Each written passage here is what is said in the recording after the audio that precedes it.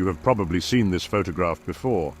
This is Aleister Crowley, also known as the Great Beast 666, and recognized by the exoteric realm as the wickedest man in the world. Crowley was a British occultist, mystic, and writer who had a significant impact on Western and pop culture, particularly through his development of Thelema, a spiritual philosophy centered on the maxim, "Do what thou wilt." Crowley's rebellious persona and esoteric ideas have shaped popular culture, inspiring musicians like Led Zeppelin, David Bowie, and figures like Ozzy Osbourne, whose song Mr. Crowley references his controversial life and personality. But this is not a video about Crowley, so why do we mention him in the first place? Not many people, with the exception of those interested in the occult, know this, but Aleister Crowley was a core member of the Hermetic Order of the Golden Dawn. In fact, the knowledge and influence that Crowley left on the Western world were a byproduct of his membership and exaltation as a high-degree member of the order, to the point where he even managed to make contact with what the people in the exoteric realm would call aliens. But Aleister Crowley is not an exception. In fact, the Golden Dawn produced multiple eminent figures such as William Butler Yeats, a Nobel Prize-winning poet whose mystical and symbolic literary work influenced modern poetry and drama; Samuel MacGregor Mathers, who was instrumental in translating and interpreting key occult texts such as the Key of Solomon and the Lesser Key of Solomon, core grimoires in the occult field; Arthur Edward Waite, co-creator of the widely used Rider-Waite tarot deck, impacting divination practices and the New Age movement; Dion Fortune, whose writings and founding of the Society of the Inner Light continue to influence modern esoteric and neo-pagan movements; Florence Farr, an influential actress and writer who integrated esoteric themes into the arts and developed ceremonial magic practices, and many, many others. It is a fact that no organization has had a greater impact on Western ceremonial magic than the Hermetic Order of the Golden Dawn. This is not an accident, as this magical fraternity was founded in London in 1888 by a group of exalted Kabbalists, Rosicrucians, Freemasons, and Theosophists. Standard Golden Dawn rituals and exercises, such as the Lesser Banishing Ritual of the Pentagram and the Middle Pillar Exercise, have been widely adopted by numerous other magical fraternities and New Age groups. You can also study those practices in greater detail on my Patreon page, where I can direct you to necessary readings and explanations on your path to spiritual illumination. Anyway, it is important to note that the Golden Dawn is not a religion, although religious imagery and spiritual concepts play an important role in its rituals and teachings. Designed by its founders as a Hermetic society, it is in fact a fraternity of magicians and occultists dedicated to the philosophical, spiritual, and psychic evolution of humanity. It also serves as a school and a repository of esoteric knowledge, where students learn the principles of occult science and various elements of Western philosophy and practical magic before proceeding to actual magical work. The Golden Dawn emphasizes tolerance for all religious beliefs, and its symbolism is drawn from a variety of religious sources. Today, people from diverse religious paths, including neo-pagans, Christians, Jews, Gnostics, and others, consider themselves practicing Golden Dawn magicians. Students of the Golden Dawn acquire esoteric knowledge through a series of initiatory rites, each grade leading to more rigorous areas of magical study and philosophy. As a result of intense study, initiates commit to memory a complex, symbolic system of correspondences. Persistence and determination in these studies eventually led motivated students to become dedicated practitioners of the magical arts taught by the Order. The Golden Dawn system of magic is designed to teach its students both abstract esoteric concepts and the practical applications of ceremonial magic, as you will discover later in the video. Egyptian, Judeo-Christian, Greek, Gnostic, Neoplatonic, Rosicrucian, and Masonic elements are all found within the teachings of the Golden Dawn. The curriculum includes the study of Qabalah, astrology, divination, inner alchemy, Egyptian magic, scrying, and most curiously, Enochian magic, a system of Renaissance magic developed by John Dee and Edward Kelly, topics that I know all of you fellow mystics are deeply interested in. So, if you are looking to sharpen your esoteric knowledge and investigate the occult teachings of the ancient mysteries through time, join me as we delve into the captivating history and profound teachings of the Hermetic Order of the Golden Dawn. Together, we will uncover the lasting impact it left on the Western esoteric tradition and explore how its wisdom can and will, with the necessary conviction, illuminate your own spiritual journey. Welcome to Agrippa's Diary, the gathering place for mystical seekers.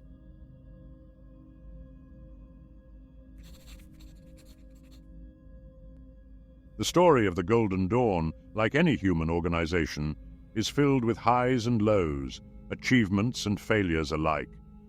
There is no need to whitewash or sugarcoat the faults of some individuals who contributed to the Order's colorful history. Nor should we idolize them as infallible gurus, for they were not. This framework is to be applied to all cults and organizations in general. Anyway, despite their flaws, the founders of the Golden Dawn are still held in high regard as geniuses and creatives who came together to craft a unique system of magical teachings and initiatory rites. Despite the shortcomings of some founding members, the Golden Dawn's accomplishments have benefited many. This is evident in how much of its system has been adopted by other magical groups.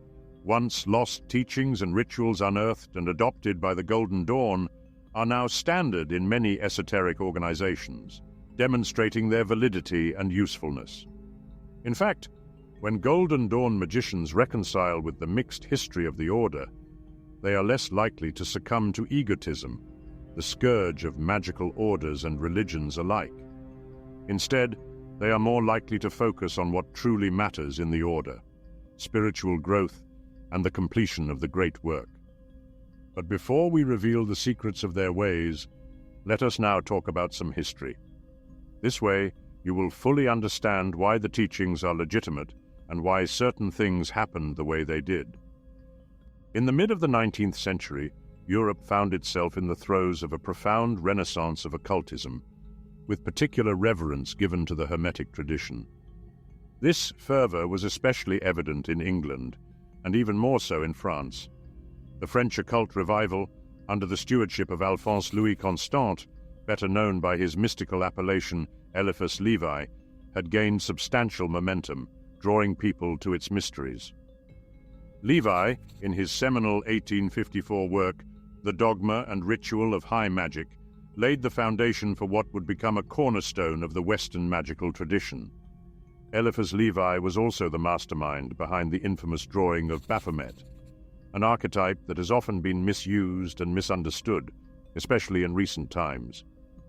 I will craft a video on this subject as well, since this misunderstanding has led to a lot of paranoia and fear of occult knowledge, which is truly a shame, for this knowledge could benefit many.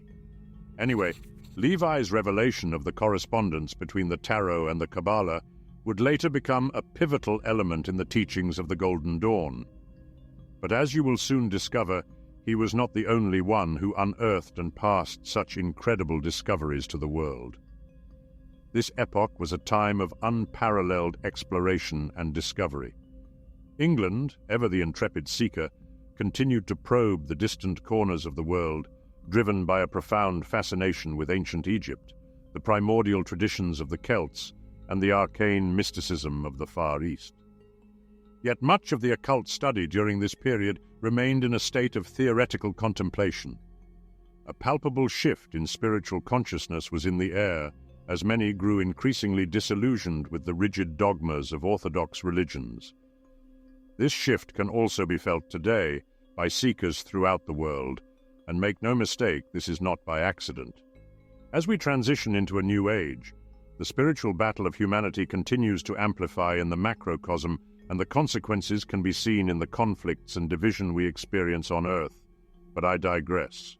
Suffice it to say that much like today, in the 19th century, there was a burgeoning hunger for a new, invigorating spiritual experience, a thirst that the spiritualist movement arose to quench. Spiritualism, which emerged as a distinctive form of religious belief in America in the late 1840s, was founded by the enigmatic Fox sisters, Margaretta, Leah, and Kate. This movement centered on communication with the spirits of the deceased, who were said to speak through mediums and impart messages to the living. Physical manifestations, such as rapping sounds, the movement of objects, and the materialization of spirits, often accompanied such communications. Spiritualism captivated the masses, offering a dynamic and exhilarating alternative to the staid practices of Orthodox churches. However, it was not without its shortcomings, offering contact primarily with the lower echelons of the spiritual realm and often marred by fraudulent practitioners. During the 1860s and 1870s, Freemasonry also experienced a resurgence of interest. The influx of new members seeking to climb Jacob's ladder fueled the formation of numerous lodges, marking a period of significant growth. In 1875, the Theosophical Society was founded in New York City by a confluence of spiritualists, Kabbalists, Freemasons, and Rosicrucians. Helmed by Madame Helena Petrova Blavatsky and Colonel Henry Olcott, the society embraced theosophy, or divine wisdom, attracting many learned individuals in America, Britain, and Germany under the stewardship of Rudolf Steiner. Theosophy offered a revitalizing alternative to the religion of the masses and to the materialistic sciences that sought to dismantle spiritual ideations. It provided a spiritually and intellectually satisfying paradigm for those yearning for a new kind of spirituality, seeking guidance from enlightened masters rather than the spirits of the dead. Theosophy claimed to revive an archaic secret tradition, aiming to illuminate modern society with the esoteric knowledge of the ancients and to explore comparative religions, natural laws, and humanity's spiritual faculties. It is noteworthy that the founders of the Theosophical Society did not initially represent the Eastern mystical tradition. Madame Blavatsky's early spiritual contacts, or secret chiefs, were non-physical masters from an Egyptian order, believed to continue the work of Zoroaster and Solomon. Over time, Blavatsky and Olcott converted to Buddhism, redirecting the society's focus towards Eastern philosophies and adopting new spiritual guides such as Kuthumi, Morya, and Jwal Khul. This shift in orientation profoundly influenced the future trajectory of Western esotericism, paving the way for the emergence of the Golden Dawn. We will talk about the Theosophical Society as well on a separate video, so make sure to subscribe to the channel, and if you enjoyed the video so far, make sure to hit the like button. Thank you so much, fellow mystics. Your engagement and input are and will always be highly appreciated here. In the meantime, two individuals, Anna Kingsford, alongside her spiritual partner Edward Maitland, were also working on the revival of esoteric Christianity. The doctrine of Anna Kingsford and Edward Maitland, named Christian pantheism, focused on the teachings of the Bible through the lenses of esoteric symbolism, Qabalah, and the mythologies of Egypt, Greece, and Rome, echoing Neoplatonic, Gnostic, and alchemical thought. Kingsford and Maitland, who were prominent members of the Theosophical Society, eventually parted ways with it due to irreconcilable differences regarding its Eastern focus. That's because the Eastern teachings were yet not suited for the Westerners. Steiner, holding a similar perspective, parted ways with the Theosophists as well to establish his own school of thought, called Anthroposophy. In 1885, Kingsford and Maitland founded the Hermetic Society, attracting influential figures such as MacGregor Mathers and Wynne Westcott, who would later establish the Hermetic Order of the Golden Dawn. Kingsford's influence on Mathers and Westcott was significant, particularly her conviction that both men and women should collaborate in the spiritual quest, a principle also upheld by the Theosophical Society, but rejected by Freemasonry. Thus, the intricate history of the occult renaissance in the 19th century was woven with threads of ancient wisdom, spiritual inquiry, and a relentless quest for the lost esoteric truths. This period of fervent exploration and intellectual pursuit laid the groundwork for the rich and diverse traditions that continue to inspire seekers of the mystical path to this day.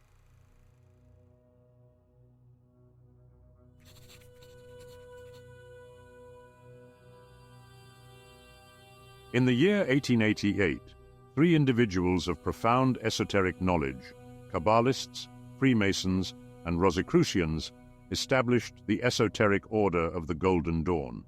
Their mission was to continue the sacred work abandoned by the Theosophical Society, to safeguard the knowledge of the Western esoteric tradition, and to guide those called to the path of initiation offered by what remained of the ancient mysteries.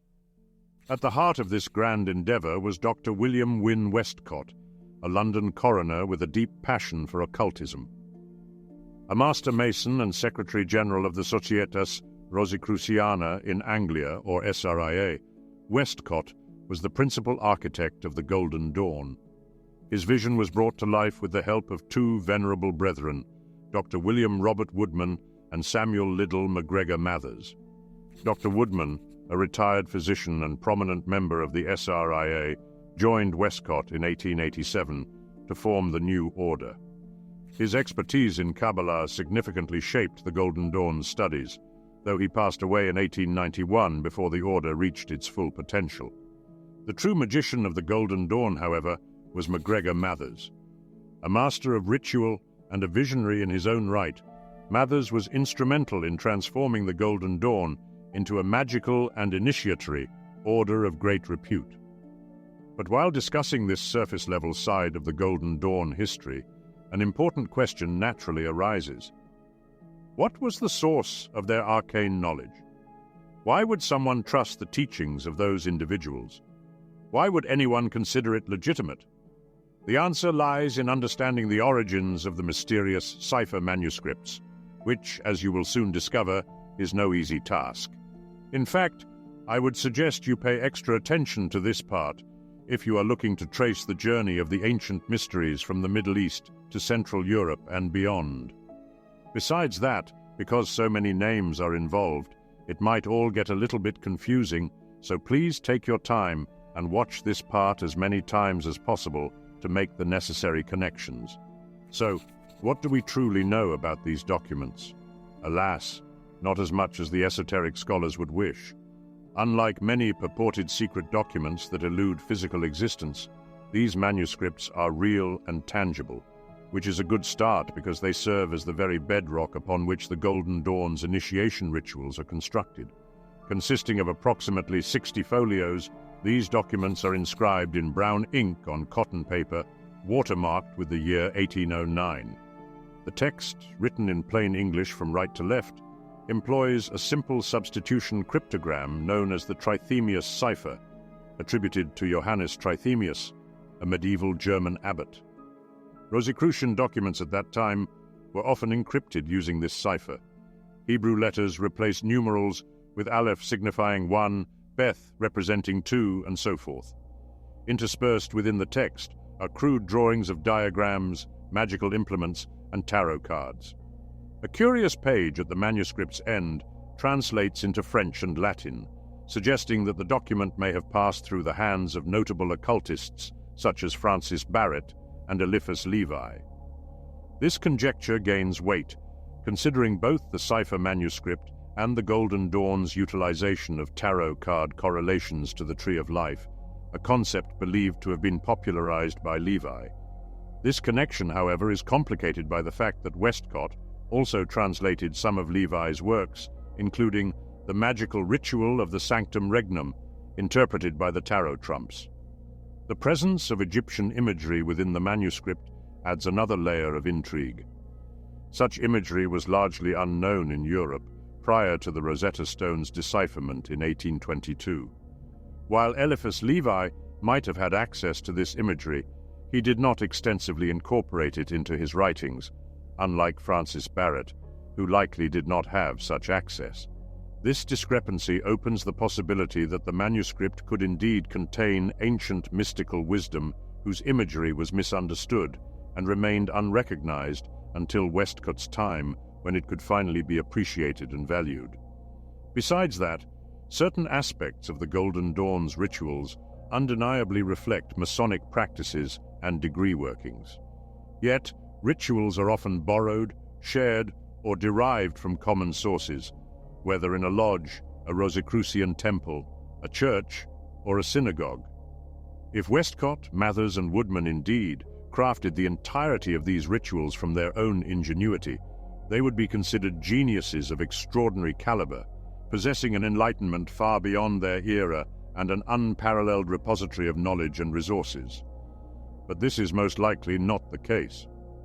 Westcott claimed that in 1887 he received the 60 pages of this manuscript from the Reverend Woodford, an elderly Mason who purportedly acquired it from a curios dealer. Using the cipher from Abbot Johann Trithemius' Polygraphiae, Westcott and Mathers deciphered the manuscript, revealing outlines of rituals for an occult order, which he then developed into full-fledged rituals. Some attribute the creation of the cipher manuscripts to Lord Edward Bulwer-Lytton or Frederick Hockley. Other theories propose connections to a Masonic lodge in Frankfurt or a Kabbalistic college in London, led by Johann Friedrich Falk. Despite these theories, no conclusive evidence has emerged to substantiate any of these claims. Golden Dawn historian R.A. Gilbert posits that the manuscript was authored by Kenneth Mackenzie, a notable member of the SRIA and a friend of both Eliphas Levi and Frederick Holland. Mackenzie also likely penned the ritual outlines for Holland's group, known as the Society of Eight. R.A. Gilbert writes on these issues in Introduction to the Golden Dawn scrapbook. Westcott was active in most of the esoteric circles of the time, including the Swedenborgian Rite of Freemasonry, of which Kenneth Mackenzie was the Grand Secretary. When Mackenzie died in 1886, Westcott took up his post and collected from Mackenzie's widow all the papers relevant to the rite, together with some loose papers. These were nothing other than the cipher manuscripts. A little bit farther on, he goes on to say, Mackenzie had long been a member of the Sat B'Hai and saw the need to improve the rituals, but his death prevented the completion of his work, the probable outlines of which are contained in the cipher manuscript. The manuscript was enciphered simply to keep it from his wife and his Masonic colleagues, none of whom were members of the order. In order for Westcott to satisfy his desire to provide a working esoteric order that offered ritual as well as instruction to both men and women, he had to create something entirely new. In March 1888, Westcott finally gave birth to that creation, the Hermetic Order of the Golden Dawn. It is believed that Westcott came into possession of the manuscript following Mackenzie's death. According to this account, in August 1887, a cipher manuscript previously held by Mackenzie was acquired from his widow and subsequently passed to William Wynne Westcott via Woodford.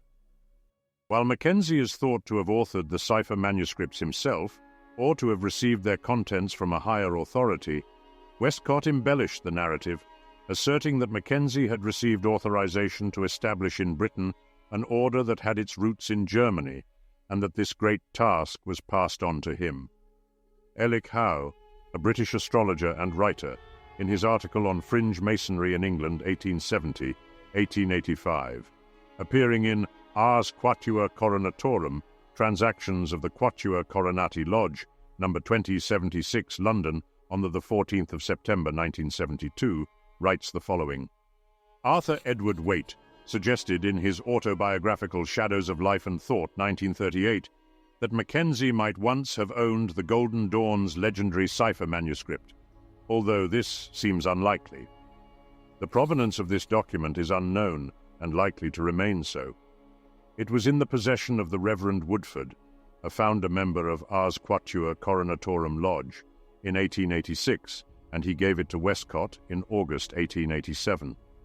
Thereafter, we are confronted with a lunatic story of fabricated letters, invisible secret, chiefs, and, for good measure, the introduction of a mythical German lady called Fräulein Sprengel.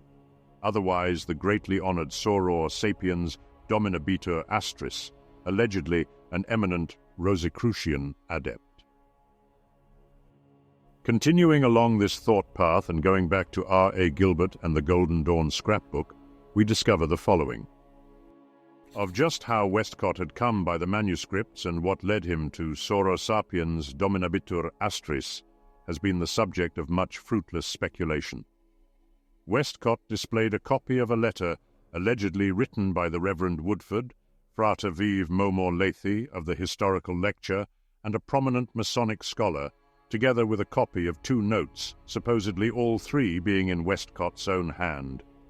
In the note of a conversation with AEAW, Woodford claimed to possess some real rosy manuscripts in Cipher, containing a whole series of degrees. Woodford suggested to Westcott that, "Someday I may give them away, or perhaps to you. I cannot use them. The Cipher translates into English, yet they came to me from a correspondent in France with a history that they had passed through Levi's hands, and indeed a loose page among them has a note signed ALC. In time, he did give the manuscripts to Westcott, sending with them this extraordinary letter. Dear Brother Westcott, with this I send MSS under seal, which I promised in cipher. It confers upon the possessor who understands the meaning to grant the old Rosicrucian secrets and the grades of Heus Cruz or Golden Dawn.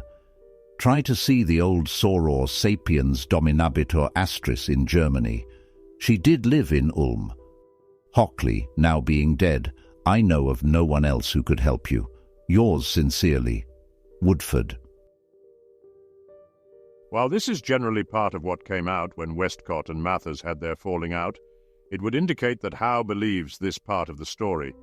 Nonetheless, only the great architect may know the truth at this point in regard to the true origins of the manuscripts, and maybe that's for the best. The part where things get shady is the following. While the Cipher manuscripts are authentic, Westcott's story about Anna Sprengel was undoubtedly fabricated to lend the order an air of authority and credibility. In need of legitimacy, Westcott fabricated a hierarchical pedigree for the Golden Dawn, including a fictitious correspondence with a Fräulein Sprengel, an alleged adept of an occult order in Germany. Westcott claimed Sprengel authorized him to establish the Golden Dawn in England, providing him with a charter of warrant for the Isis Urania Temple No. 3 in London in 1888. And by the end of 1888, the Isis Urania Temple boasted 32 members and soon saw the establishment of additional temples, including the Osiris Temple No. 4 and the Horus Temple No. 5. The Osiris Temple remained active until 1895, while the Horus Temple prospered until 1900.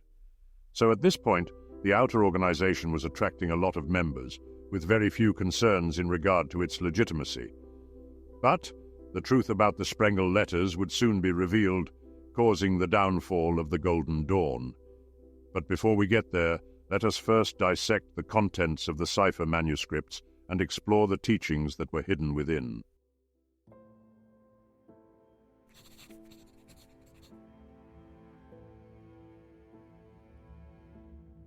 The Golden Dawn Order is structured as a hierarchical system where esoteric knowledge is gradually unveiled to students as they ascend through various grades or levels of achievement. This framework is akin to an educational institution, positioning the Golden Dawn as a veritable school of the mysteries. The Hermetic art is a true science, and thus aspirant magicians must meticulously commit the foundational knowledge to memory, akin to students of medicine or engineering. Training in the magical arts necessitates a deep exploration of the student's own consciousness, a journey that can be both challenging and discomforting. Certain aspects of the psyche, along with higher realms of knowledge and training, are best approached only after the student has been thoroughly prepared and balanced through the systematic progression of grades within the Golden Dawn. The Order's meticulously structured system includes safeguards designed to ensure that students gain spiritual awareness, magical knowledge, and psychic integration in a manner that is both gradual and secure. The grades of the Golden Dawn correspond to specific spiritual concepts and cosmic principles. The underlying philosophy of this system is the Qabalah, a profound Hebrew mystical tradition that elucidates all of creation, encompassing the universe's fundamental essence, composition, and evolution. The grades within the Golden Dawn are aligned with the Sephiroth on the Kabbalistic tree of life, and also possess elemental and planetary attributions. They are thus divided into three distinct groups: the first, or outer order, the second, or inner order, and the third, or invisible order, which is not attained by living initiates, but rather by inner plane contacts. The first order, known as the Hermetic Order of the Golden Dawn, operates independently from the second, or inner order, referred to as the Ordo Rosae Rubeae et Aureae Crucis. In December of 1891, the Golden Dawn faced a pivotal moment with the passing of Dr. Woodman, whose position remained unfilled. Around this same time, Samuel Liddell MacGregor Mathers completed an extraordinary ritual for the Adeptus Minor grade, which marked the entry into the second or inner order of the Ordo Rosae Rubeae et Aureae Crucis, or the Order of the Rose of Ruby and the Cross of Gold. With this achievement, Mathers restructured the order and emerged as its primary chief. The ritual for the Adeptus Minor grade was based on the legend of Christian Rosicrucianism and the mysterious discovery of his burial chamber 120 years after his demise. According to the Fama Fraternitatis, Rosicrucianism, the revered spiritual teacher and founder of the Rosicrucian fraternity, was buried in secret. His tomb, hidden behind masonry, was eventually discovered by members of the order. This tomb was a magnificent seven-sided chamber adorned with intricate symbolism, each wall measuring 8 feet high and 5 feet wide. At its center lay a circular altar over a sarcophagus, which held CRC's perfectly preserved body. To bring this legend to life, Mathers and his wife, Moina, constructed a full-scale replica of CRC's tomb, known as the Vault of the Adepti. This creation vividly showcased the Rosicrucian influence within the Golden Dawn's inner order. Moina Mathers, a talented artist, clairvoyant, and Mathers' personal scryer, played a crucial role in this endeavor. Her visionary insights likely inspired much of the Second Order's rituals and gradework. Moina adorned the Mother Temple, Isis Urania in London, with her paintings of wall decorations, god forms, and temple furnishings. Given the farmer's sparse details on the tomb's symbolism, the two employed their considerable creative prowess to fashion this awe-inspiring chamber. Initiates who experienced the vault attested to its profound psychic impact. Entry into the enigmatic Second Order was by invitation and examination. Unlike the primarily theoretical First Order, the Second Order was dedicated to the practical application of magical theory. Members were tasked with crafting and consecrating several magical implements. Mathers also devised a curriculum with a series of 8 rigorous examinations leading to the subgrade of Theoricus Adeptus Minor. The demands of the grade work and examinations were such that few members could complete them, but those who did emerged with a comprehensive education in nearly every aspect of Western Hermetic magic, akin to a university degree in the arcane arts. In the spring of 1892, Samuel and Moina Mathers relocated to Paris and established the Ahathor Temple No. 7. Dr. Westcott assumed leadership of the order in England and continued to expand the Second Order's curriculum through ongoing correspondence with Mathers. So, the final structure of the order emerged as follows. The First Order encompasses the grades of Neophyte, Zelator, Theoricus, Practicus, and Philosophus. Between the First and Second Orders lies a transitional grade known as the Portal. The Second Order includes the grades of Adeptus Minor, Adeptus Major, and Adeptus Exemptus. The ethereal Third Order comprises the grades of Magister Templi, Magus, and Illuminatus. So, to clarify, within the Golden Dawn, there exist 3 degrees, often mistakenly conflated with the 3 orders. though they do not correspond to the same sephirotic divisions on the Tree of Life. The first degree spans the entire First Order, from neophyte to philosophus, symbolizing the magical stage of purification. The second degree consists solely of the portal grade, representing consecration. The third degree encompasses all grades of the Second Order, representing the magical stage of union, where the magician strives to align and commune with the higher self. As a school of the Western mysteries, the Golden Dawn's initiation ceremonies are elaborate mystery plays or ritual dramas, where officers reenact specific mythologies essential to the Western esoteric tradition. These ritual officers collaborate in initiation ceremonies, utilizing divine theurgy to effect psycho-spiritual transformation in the candidate's awareness. When the initiatory process succeeds, the candidate receives an infusion of divine energy, aspiring to elevate the soul and fulfill the great work.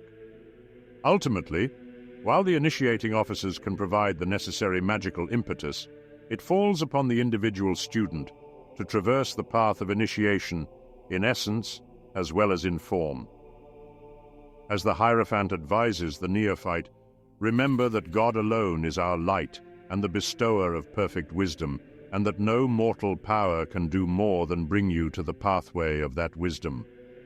Thus, the journey is both a solitary and divine pursuit, guiding the aspirant toward ultimate enlightenment and mastery.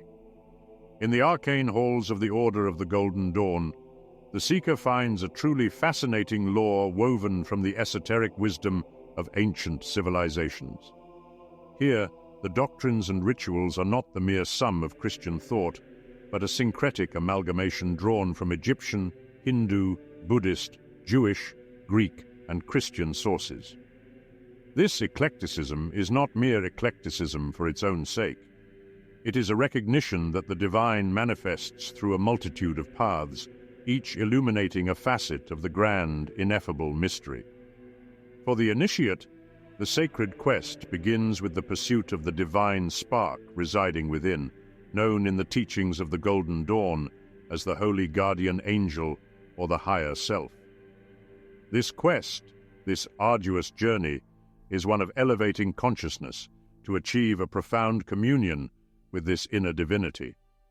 Through the meticulous practice of ritual magic, the initiate endeavors to transcend the ordinary realm, reshaping and directing the imagination through conscious engagement with psychic phenomena. The Golden Dawn perceives reality as a multi-layered existence, with the mundane world interwoven with ethereal dimensions that one can access through precise ritual and meditative visualization. Central to this metaphysical framework is the Qabalah, an ancient Jewish mystical system that portrays reality as a series of emanations from the divine source.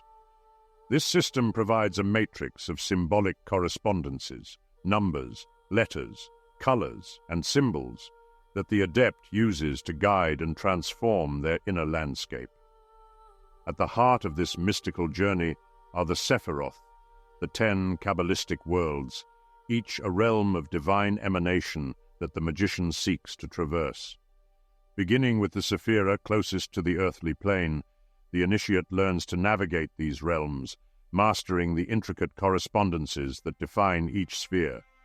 Each Sephira corresponds to a grade within the Golden Dawn, with the earthly realm as the 10th and the realm nearest to the Godhead as the 1st. The path through these grades is arduous, each step requiring the initiate to demonstrate mastery over the esoteric knowledge and rituals pertinent to that level. This includes the Hebrew alphabet, the celestial hierarchy of angels, the correspondences of colors, and the sacred rituals of the pentagram and hexagram. Until the revelations of 1938, these teachings remained the guarded secrets of the order, shared only with those who had earned their place through disciplined study and spiritual attainment.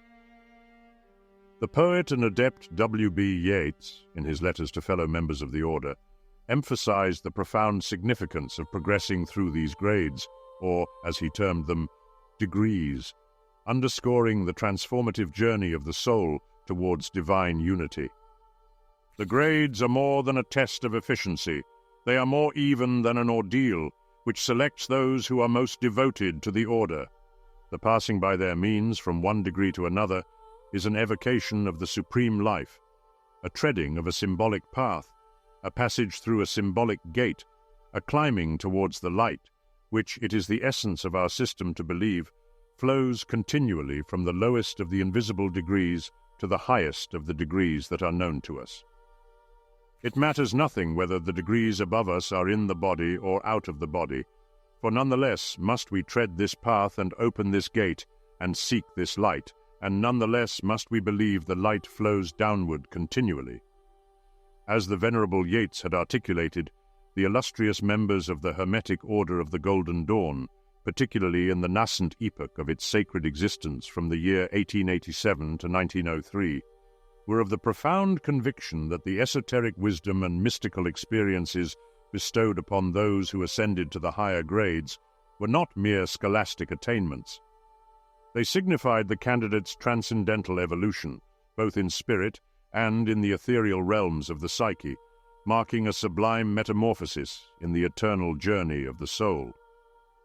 In the original Golden Dawn, it was believed that no mortal, still bound in the flesh, could aspire to the highest and most exalted grades of the order. Each grade was adorned with its own regalia, ritual implements, secret handshakes, and words of power, all of which were understood to be mere symbols. These material manifestations served to elevate the consciousness of the initiate, lifting the mind and spirit beyond the mundane. Upon their initiation into the neophyte grade, aspirants would adopt a magical name, a motto, which would signify their new identity within the order and serve them in all their mystical endeavors. These mottos were often in Latin, though some chose names from other sacred languages, such as Hebrew or Sanskrit. This name was not just a label, but a key, unlocking the initiate's magical identity and endowing them with power and protection. It marked the first step in the creation of a magical personality, a persona to be donned in states of trance and during sacred rituals. The entirety of the occult labor within the Golden Dawn was meticulously designed for the elevation and mastery of consciousness. As the wise Dion Fortune wrote, "Occult science, rightly understood, teaches us to regard all things as states of consciousness, and then shows us how to gain control of consciousness subjectively, which control, once acquired, is soon reflected objectively. By means of this conscious control, we are able to manipulate the plane of the human mind. It is a power that is neither good nor evil in itself, but only as it is used." The esoteric practices of the Hermetic Order of the Golden Dawn endowed its initiates with profound methodologies to summon the latent energies of the subconscious and to commune with the divine. This sacred work bifurcates into two primary paths: evocation and invocation. Evocation pertains to the summoning of energies within the personal and earthly realms, tapping into the subconscious mind's reservoir of power. In contrast, invocation reaches beyond the mortal coil, calling upon perfected and divine energies that originate from transcendent realms. The ancient occult maxim, "as above, so below," encapsulates this duality. For the adept, this phrase illuminates the intrinsic connection between the subconscious, conscious, and material domains, collectively referred to as the microcosm, and the superconscious, divine, and cosmic planes, known as the macrocosm. Within this framework, the microcosm, humanity, is perceived as a reflection of the macrocosm, the universe. This concept is literal in Kabbalistic cosmology, which views the material world as a direct emanation from the divine first cause. Ultimately, the goal of the adept is to finally attune their personal consciousness to the grand matrix of life, the cosmos. The Golden Dawn system imparted the techniques to elevate one's consciousness through meticulously crafted rituals, built upon symbolic correspondences, and a deep, conscious understanding of the relationship between the microcosm and the macrocosm. As Yeats succinctly elucidates, The central principle of all the magic of power is that everything we formulate in the imagination, if we formulate it strongly enough, realizes itself in the circumstance of life, acting either through our own souls or through the spirits of nature. Imagination acts as the link between microcosm and macrocosm. Golden Dawn adepts believed that the practice of magic was the active, willful, knowledgeable manipulation of reality based on symbolic correspondences and active imagination. Yeats further articulated the working of symbol and imagination by stating the following: "It is the first principle of our illumination that symbols and formula are powers, which act in their own right and with little consideration for our intentions, however excellent. Most of us have seen some ceremony produce an altogether unintended result because of the accidental use of some wrong formula." Practitioners of Golden Dawn magic believed deeply in the transmutation of cosmic energies through the sacred symbols and talismans they so meticulously crafted. The esteemed scholar of Western occultism, Francis King, elucidates this practice by asserting that the Western technique is aimed at the incarnation of spirit in matter. Unlike other spiritual paths that seek to transcend the physical realm by denying it, Western occultism, as epitomized by the Golden Dawn, finds its transcendence through the very material world it inhabits. The human psyche, with its boundless imagination and indomitable will, serves as the primary instrument for the Golden Dawn magician. Through the disciplined practice of meditative visualization and entering trance states, the magician navigates the complex Sephirothic worlds of the Qabalah, each journey contingent upon their attained grade level. Within these mystical realms, the magician encounters genuine psychic dangers and opportunities, each fraught with profound significance. A true initiate of the Golden Dawn perceives the myriad planes of consciousness as inherently real and true. This belief is poignantly echoed by J.W. Brodie Innes, a venerable member of the Isis Urania Temple and lifelong practitioner of ritual magic, as cited by Francis King. Whether the gods, the Clifothic forces, the evil demons of the Hebrew Qabalah, or even the secret chiefs really exist is comparatively unimportant. The point is that the universe behaves as though they do. The Golden Dawn's approach to occultism did not suggest that all possibilities were within reach, or that every idea, no matter how baseless, should be accepted. Since the dawn of the Theosophical Society and the advent of Isis Unveiled, a central tenet has echoed through the halls of esoteric thought: there is no religion higher than truth. Yet, the initiate of the Golden Dawn sought truth not solely through the intellect, recognizing its limitations as a finite tool, insufficient to grasp the boundless nature of the cosmos. The Golden Dawn did not refute scientific truths either. Indeed, many of its members were distinguished physicians.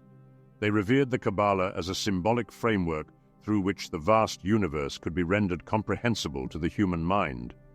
The scientific rationalist, who confines reality to what is demonstrable and reproducible, and the purely intellectual philosopher are both at odds with the occultist's worldview. Israel Regardie, in his profound treatise on Golden Dawn Qabalah, elucidates this perspective, stating, "Formal academic philosophy glorifies the intellect and thus makes research into what are, after all, incidentals if we consider philosophy as the supreme means of investigating the problems of life and the universe. The Qabalah makes the primary claim that the intellect contains within itself a principle of self-contradiction, and that, therefore, it is an unreliable instrument to use in the great quest for truth. The venerable tradition of the Golden Dawn asserted that all triumphant magical undertakings were fundamentally rooted in the immutable laws of nature. Hence, there was no room for miraculous phenomena, but rather a profound adherence to natural principles. This discipline, known as occult science, a term revered since the epoch of the esteemed 19th century Magus Eliphas Levi, was believed to harness the seldom comprehended laws of the natural world. The adept ritual magician strove to wield nature with exceptional precision, a mastery achieved through the disciplined command of will and imagination. The Golden Dawn initiate's ultimate quest was the rigorous cultivation of the will until it emerged as a formidable, finely attuned force, steered by resolute intent. Concurrently, the imagination and intellect were meticulously trained to discern the symbolic correspondences inherent in colors, angelic hierarchies, divine forms, numerological significances, landscapes, and the specific postures and hand grips of the human form, internalizing these until they became an instinctual part of the initiate's being. Progression through the order's grades represented a journey of refining the initiate's will and imagination to their zenith. As fortune depicts, the initiate is thus a craftsman of the unseen, forging a path through disciplined mental and spiritual exercises toward the pinnacle of esoteric mastery. The initiate is distinguished from the unenlightened not by his clothes and personal habits, but by his mentality. Two qualities characterize him: his serenity and his courage. These are the sine qua non of an initiate. His training is designed to make him a man of steel with a heart of compassion. He is tried in the furnace of sorrow and suffering until his nature undergoes the flux of the soul and can be remade. Then he is forged on the anvil of discipline by the hammer of danger. Out of that forging he comes as a steel blade. That blade may be a lancet, or it may be a sword, but nevertheless, it is a blade. Those who are interested in occultism but little realize what goes to the tempering of the soul of an adept. Upon attaining and mastering the exalted practicus grade within the outer order, the initiate would be granted the esteemed opportunity to enter the hallowed precincts of the inner order. Those who tread the sacred path within this inner sanctum were venerated as adepts, a term imbued with profound and precise significance. An adept, in the context of the order, is an individual who has honed and refined their essence to an extraordinary degree, thereby transcending ordinary human limitations and, in the eloquent phraseology of the Golden Dawn's neophyte ritual, becoming more than human. This elevation does not bestow superhuman abilities, but rather signifies a consummate human being who has approached the zenith of idealized perfection. Thus, in the insightful words of fortune, the adept is described in the following way. The fully initiated adept should have the threefold contacts of mystic devotion, occult wisdom, and primitive nature forces. The spiritual, the intellectual, and the elemental must be perfectly balanced in his nature, and so disciplined by the will that they are absolutely flexible to the control of the judgment. The character of the adept may be summed up in one brief phrase: he is a soldier, scholar, dedicated to the service of God. The deity envisioned by the Golden Dawn diverges from the God depicted in the Old Testament. Dion Fortune, however, evokes the image of neither a Templar nor a Christian Crusader knight. Rather, her words better align with concepts such as the energy of the universe, or divine energy, though these terms lack the grace her prose commands. In essence, she is portraying the archetypal Renaissance figure of the Rosicrucian wanderer, a luminous physician journeying across the globe, dedicated to a sacred mission of healing in the name of righteousness and benevolence. In the ancient and mystical teachings of the Golden Dawn, beyond their profound insights into ritual, will, and imagination, there were also doctrinal convictions concerning the mysteries of death. Adherents of this sacred order embraced the belief in reincarnation, viewing death as a threshold into the unseen realms. Upon passing, the soul was said to journey first into the astral world, an ethereal dimension where the disembodied spirit encounters its first phase of the afterlife. In this astral domain, the soul undergoes a purgatorial experience, a term poignantly used by Yeats, who even immortalized this concept in his play, Purgatory. Here, the soul confronts and reconciles the events of its past life, extracting the essential lessons therein. The destiny of the soul is shaped by its inner nature. It may reincarnate, or if it has attained the status of an adept, it might ascend to a more sublime state of existence. In harmony with the Buddhist doctrines of reincarnation, the Golden Dawn proclaimed that the soul would eventually transcend the cycle of rebirths, achieving ultimate liberation only after numerous lifetimes of profound learning. The overarching purpose of human life, according to their teachings, was the evolution of the soul. Initiation and the attainment of adeptship were pathways to this spiritual evolution. Moreover, the role of the adept extended beyond personal enlightenment. It encompassed the mission of fostering healing and awakening consciousness in others. The Golden Dawn's sacred mission was to aid in the spiritual evolution of humanity, one soul at a time. Luminaries such as Yeats, Fortune, and Blackwood were united in the belief that latent power dwelled within the subconscious mind. They devoted their lives to unlocking this hidden reservoir, harnessing it for the greater good of mankind. Thus, ritual magic for them was the chosen vessel for this transformative endeavor.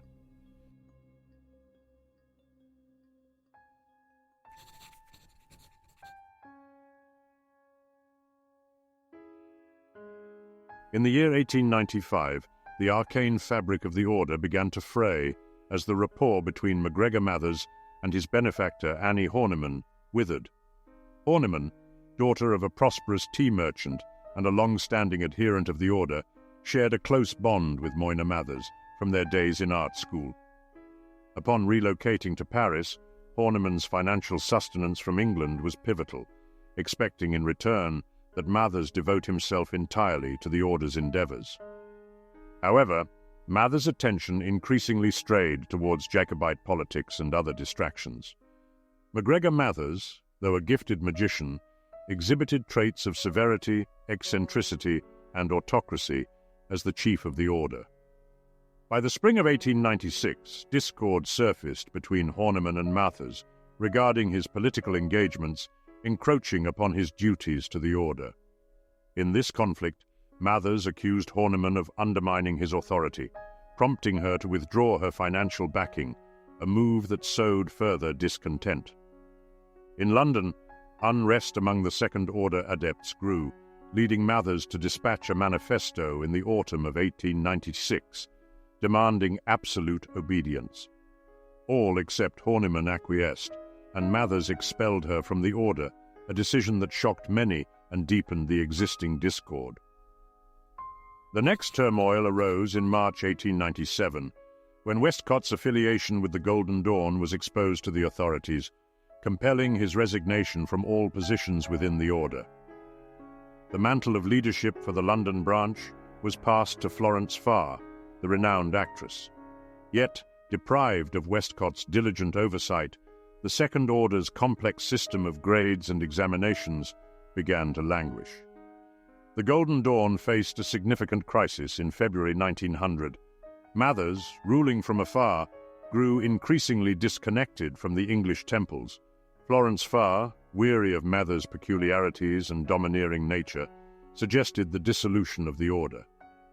Mathers, suspecting a ploy to reinstate Westcott, revealed that the Fräulein Sprengel letters were forged by Westcott. This revelation shattered the trust of the London members, and Westcott's silence on the matter exacerbated their frustrations. The situation worsened when Aleister Crowley, who, despite his dubious reputation, sought initiation into the Second Order in December 1899. Rejected by Farr and the London adepts, Crowley was initiated by Mathers in Paris.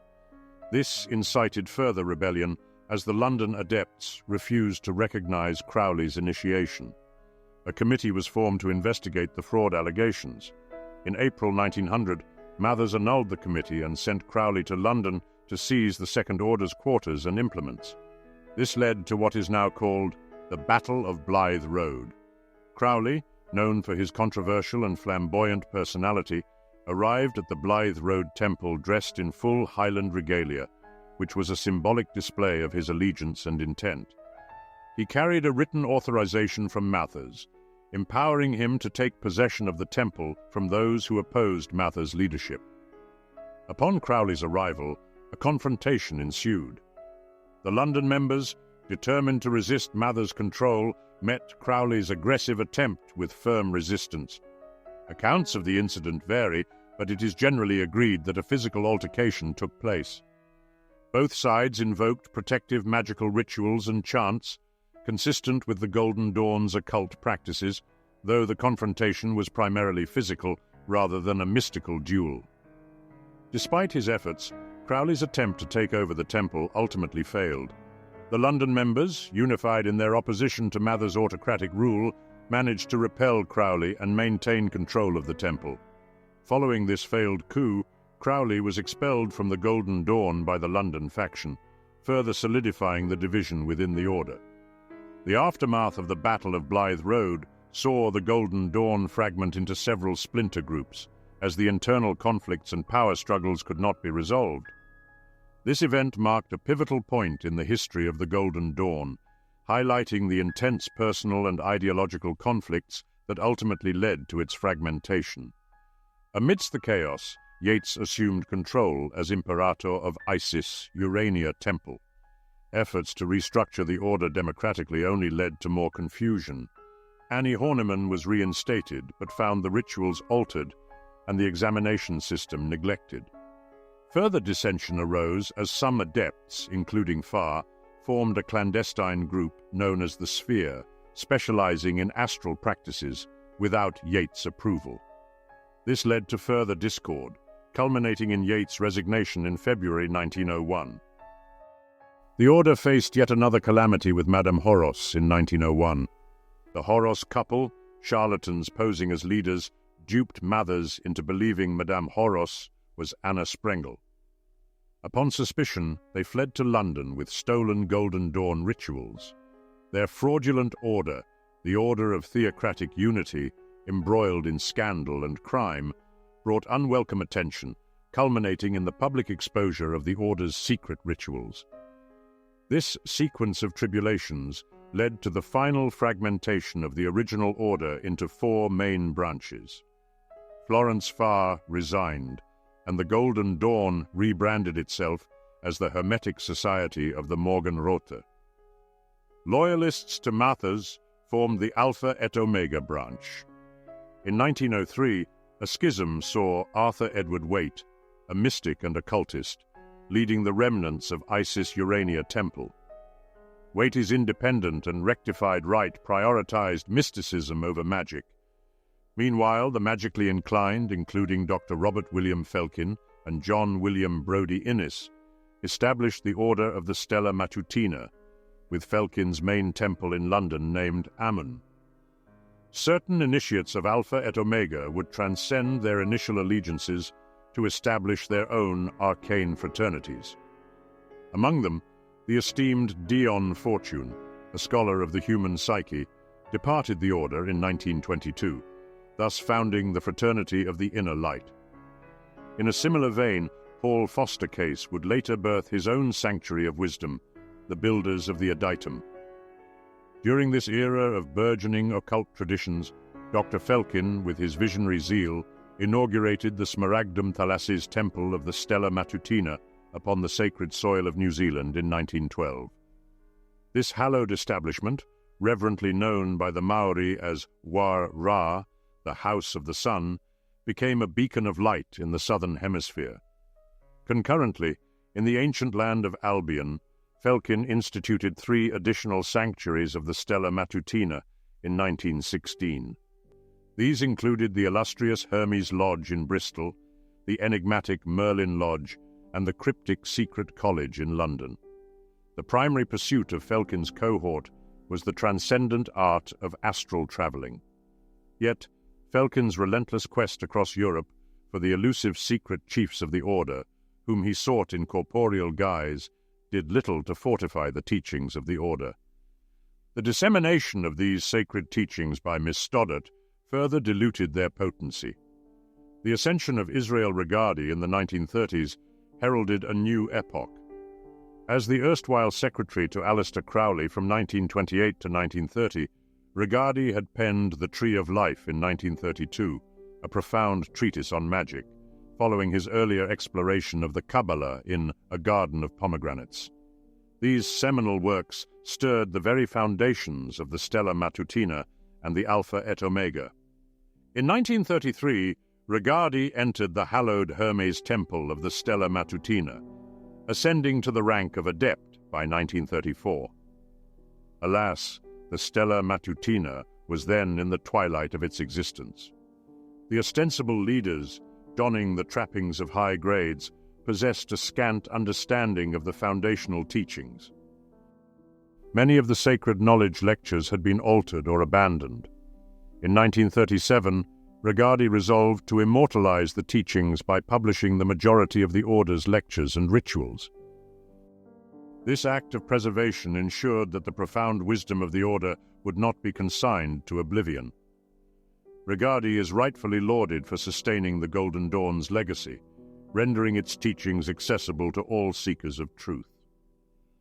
The adepts of the Stella Matutina and the Alpha et Omega found themselves disoriented in this new paradigm where their once secret doctrines were now revealed to the public.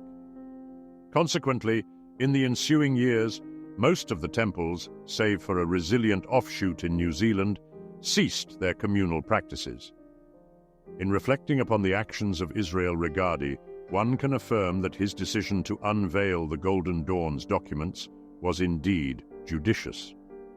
By doing so, he perpetuated the sacred work of the order, preserving its teachings for posterity. Countless magicians owe a profound debt of gratitude to Regardie. In fact, this video would not have been possible if these decisions would not have been made. The enrichment of numerous magical societies, thanks to the availability of the Golden Dawn's corpus, can be primarily attributed to his endeavors. The enduring resurgence and popularity of the Order's teachings in contemporary times stand as a testament to Regardie's foresight and dedication, so all of this controversial and chaotic history was not for nothing.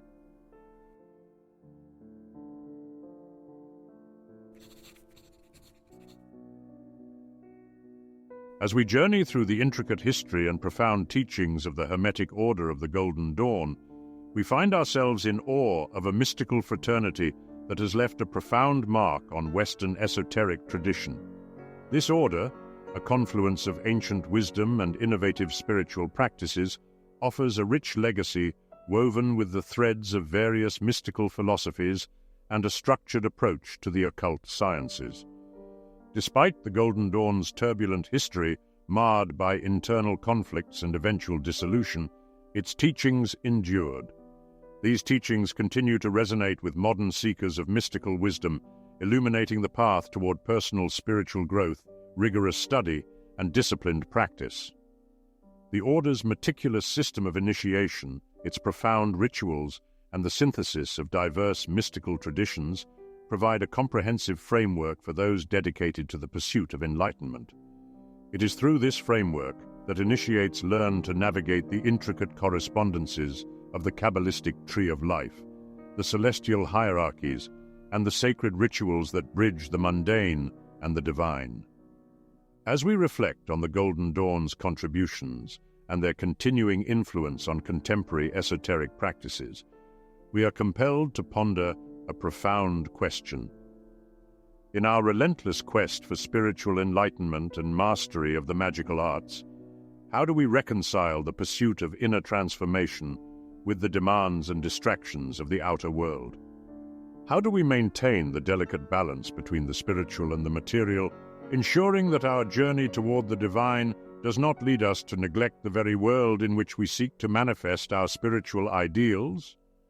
This question invites each of us to introspect and find harmony between the realms of spirit and matter, urging us to integrate our mystical insights into the fabric of our everyday lives. In this integration lies the true essence of the great work, a journey that transcends the individual and touches the collective soul of humanity. So, make sure to share your thoughts in the comments below, fellow mystics. As always, I am eager to hear your insights. Thank you for watching, fellow mystics. And if you enjoyed the video, I would appreciate you manifest your engagement by hitting the like button, subscribing to the channel, and turning on the notifications bell. This way, you will never miss an upload. Also, if you would like to support my mission to uncover the secrets of Western esotericism, you can support the channel by joining our Patreon study group or by making a donation via PayPal. Until next time, continue to seek out the light. Hen to Pan.